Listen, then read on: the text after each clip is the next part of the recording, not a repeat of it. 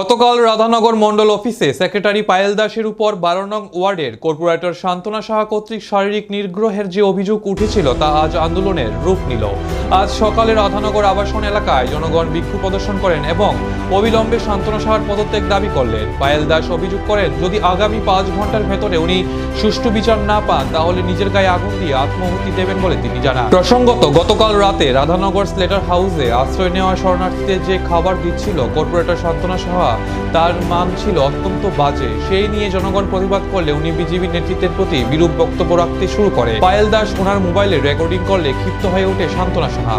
উনি মোবাইল নিয়ে ভেঙে ফেলে এবং পাশাপাশি শারীরিকভাবে নিগ্রহ করে পায়েল দাসকে। পরবর্তীতে এই ব্যাপারে বিজেপি নেতৃত্ব পাপিয়া দত্ত, যুব সভাপতি, মহিলা সভাপতি এসে দেখা করে সুষ্ঠু বিচারের আশ্বাস দেন। এখন পর্যন্ত বিচার না হওয়ার নেতৃত্বের বিরুদ্ধে গিয়ে আজ এই বিক্ষোভ প্রদর্শনীতে যোগ দেয় পায়েল দাস এবং দাবি করে অবিলম্বে সুষ্ঠু বিচারে।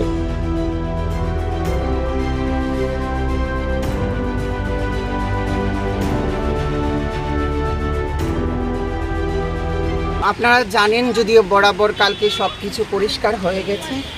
শান্তনা সাহা, যিনি এই 12 নম্বর ওয়ার্ডের সম্মানিত কর্পোরেটর ছিলেন, এখন আমি সম্মানিত বলবো না, কারণ ওনার ব্যবহারে উনি আর সম্মানিত রইল না। এখানে 3 দিন যাবৎ যে দেখেছেন আপনারা বন্যা পরিস্থিতিতে যা অবস্থা ছিল, এখানে বরাবর মানুষকে যে প্রোটিন বা খাওয়া দাওয়ার ব্যবস্থা করার কথা ছিল উনি সেই রকমভাবে দিচ্ছে না। আমার সোসাইটিতে ফার্স্ট ফ্লোর পর্যন্ত জল ছিল। এখানে ফার্স্ট ফ্লোরের মানুষ ছিন্ন বিচ্ছিন্ন, তাদের জিনিসপত্র, বাড়িঘর, তো কোনো কিছুর কোনো সীমা নেই। একবার উনি খোঁজ নেয়নি, খাওয়া দাওয়ার কোনো ব্যবস্থা করেনি। গতকাল আমার 108 জ্বর, আমি বিছানায় ছিলাম। এখানে আমার 2-3 জন যুব ভাইয়ের সাথে উনি বিশ্রীভাবে গালাগাল করছিল, মানে প্রচণ্ডভাবে গালাগাল করছিল। তখন আমি শুনে ওই জায়গাতে এসে দাঁড় হয়েছি। এখানে প্রায় 100 জনের অধিক লোক ছিল। তখন আমি ওইখানে দাঁড়িয়ে যে উনি বিভিন্নভাবে আমার মণ্ডল স্তরের নেতৃত্বের অপমান করছিল, যে মণ্ডল সভাপতি চুরি করে চাকরি বিক্রি করে, পাপিয়া দত্ত নাকি এই 6 আগরতলাতে চুরি করে চাকরি বিক্রি করে।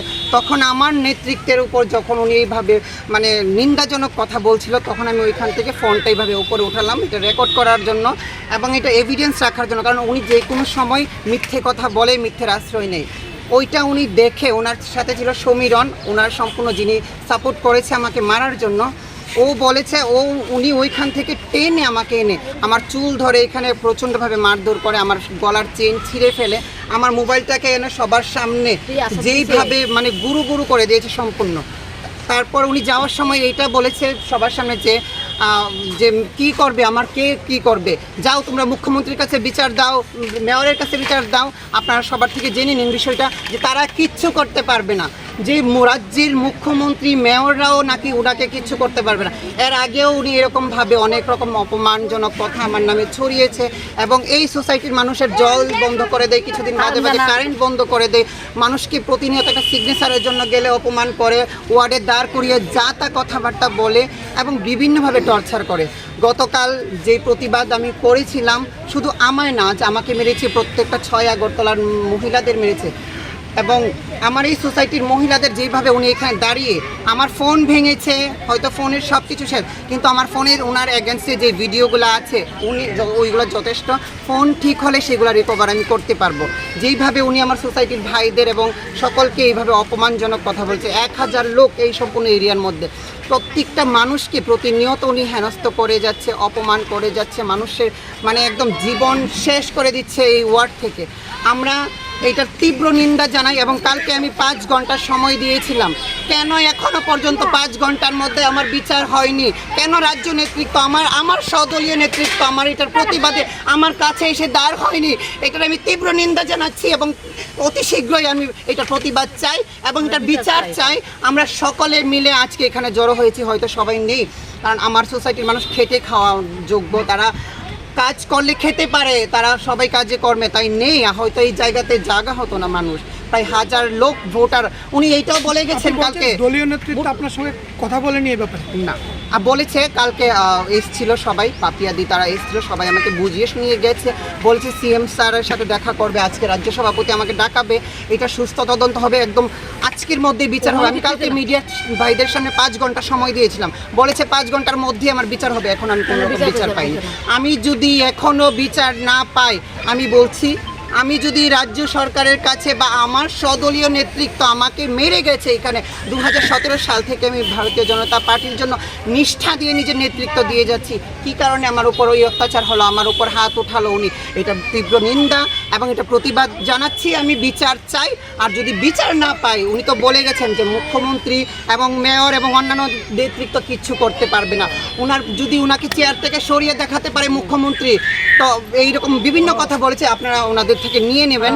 তো যদি ওনার শাস্তি এবং পদত্যাগ না হয় তাহলে আমি এটা নিশ্চিত যে রাজ্যের আইন ব্যবস্থা নারীদের জন্য একদম সুরক্ষিত না, এবং এই রাজ্যে সদলীয় হোক আমি যদি বিরোধী হতাম বুঝতে পারতাম, আমি সদলীয় উনি বলছে আপনাকে নির্গৃহীত করেনি না, আমাকে বলেছে যে আমাকে এই কথাটাও বলে গেছে যাওয়ার সময়, আমাকে মানে শহর থেকে উধাও করে দেবে, কেউ ওইটার প্রতিবাদ করতে পারবে না, আমাকে মেরে ফেলবে, এইটারও কেউ খোঁজ পাবে না। তাই আমি এইটার সুস্থ তদন্ত চাই, আজকের মধ্যে এটার বিচার চাই, আর যদি বিচার না পাই আমি এখনো পর্যন্ত এফআইআর করিনি, কারণ আমার নেতৃত্বরা বলেছে সুস্থ তদন্ত হবে, এখনো ওই তদন্তের তো আমি দেখছি না, তদন্তের কেউই আসেনি, কেউ আমাকে কিছু জিজ্ঞেসও করিনি এখনো পর্যন্ত।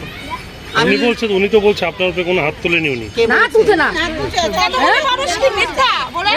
এত যে এই যে এত এ তোর বলছে না এমনি কেউ আছে গলাটা এমনি ঠিক এমনি আটাল দিছে বলবে বাঁচার জন্য বলবে, ঠিক আছে? তাহলে একজন বাঁচার জন্য আচ্ছা, আমি আরেকটাও কথা বলি, মানে ওনার একটা অভ্যাস কি জানেন, উনি যেখানে সেখানে মানে কেঁদে উনি কান্না করে, মানে এইভাবে কালকে তো এখানে পাপিয়ে দি তারা এসেছিল, যারা আমার মণ্ডল নেতৃত্ব, তাদেরকে আমাকে মেরে ওদেরকে ফোন করে বুঝিয়ে নিয়েছে। তারপর যারা এখানে বসে যারা বুঝতে পেরেছে, আমার যুব মোর্চার সভাপতি ছিল, মহিলা মোর্চার সভানেত্রী ছিল, মণ্ডল সভাপতি পাপিয়া দি ছিল এবং অন্যান্য নেতৃত্ব সবার সামনে এখানে ওরা বলে গেছে যে উনি তো আমাদের বুঝিয়েছে একরকম, এখানে তো আমরা দেখছি না, সম্পূর্ণটাই ওনার দোষ, পায়েলের তো কোনো দোষ নেই, আসলে আমার দোষ নেই।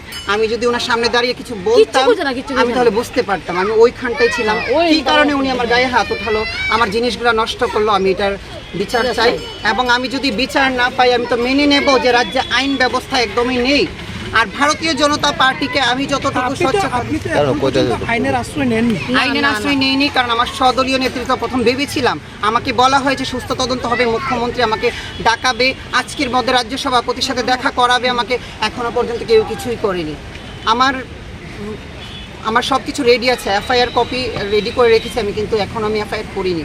কিন্তু আগামী 5 ঘন্টার মধ্যে যদি আমার কাছে লোক না আসে এবং এটার বিচার আমি না পাই, উনি যদি পদত্যাগ না করে, তাহলে যেহেতু এই রাজ্যে আইন ব্যবস্থা সুরক্ষিত না, এবং উনি পদত্যাগ একজন ব্যক্তির জন্য যদি মুখ্যমন্ত্রী এবং রাজ্যের সদস্যরা অপমানিত হতে হয়, তাহলে এই রাজ্য থেকে আমি চিরতরে নিজের শরীর অগ্নি দিয়ে ধ্বংস করে আমি এই রাজ্য থেকে মুক্তি নেব।